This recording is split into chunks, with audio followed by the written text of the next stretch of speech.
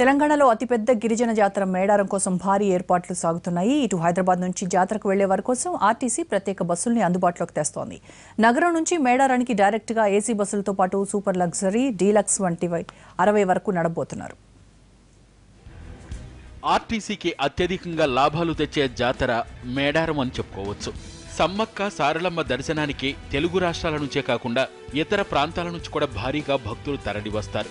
2 ఏళ్లకు ఒకసారి జరిగే అతిపెద్ద జాతర ఇదే. మేడారానికి వెళ్లే భక్తుల కోసం గతంలో వరంగల్ నుంచి మాత్రమే ప్రత్యేక బస్సులు నడిచేవి. కానీ డిమాండ్ను దృష్టిలో పెట్టుకుని ఇప్పుడు హైదరాబాద్ నుంచి కూడా నడపాలని నిర్ణయించింది ఆర్టీసీ. అన్ని వర్గాల వారికి ఆర్టీసీ అందుబాటులో ఉండేలా చర్యలు తీసుకుంటున్నారు. నగరం నుంచి మేడారం సుమారు 250 కిలోమీటర్ల దూరం కావడంతో ఏసీతో పాటు సూపర్ లగ్జరీలను అందుబాటులోకి తీసుకొస్తోంది. ఇప్పటికే 60 బస్సులకు సంబంధించి రిజర్వేషన్ కౌంటర్లను కూడా తెరిచారు. మేడారంకు డైరెక్ట్గా మనం ప్రస్తుతానికి 60 బస్సులు నడపడానికి ప్లాన్ చేసాం. దాంట్లో 15 ఏసీ బస్సులు, 24 సూపర్ లగ్జరీలు, మిగతావి ఎక్స్ప్రెస్లు ప్లాన్ చేసాం. ఆల్రెడీ రిజర్వేషన్లో పెట్టేసాం, ఓపీఆర్ఎస్లో పెట్టడం జరిగింది. సో ఇంకా అదనంగా ట్రాఫిక్ ఉంటే డెఫినెట్గా ఇంకా సర్వీసులు యాడ్ చేస్తాం. ఇప్పటికీ ఆల్రెడీ గత ఆదివారం 3 బస్సులు నడిపాం. నిన్న కూడా మనం 3 బస్సులు డైరెక్ట్గా ఇక్కడ నుంచి మేడారం జరపడం జరిగింది.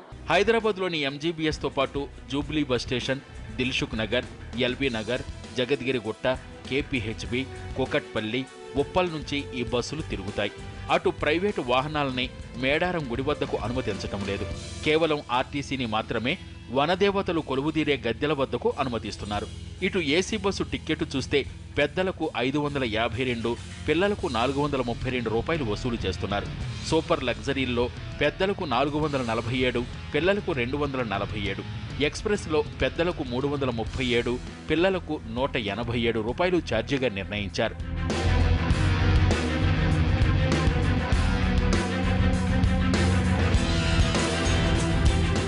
మరోవైపు 50 మంది ఒక గ్రూపుగా వెళ్లేవారు ఉంటే వారి కోసం ప్రత్యేక బస్సులు నడపడానికి రెడీ అంటూ ఆఫర్ ఇస్తోంది ఆర్టీసీ.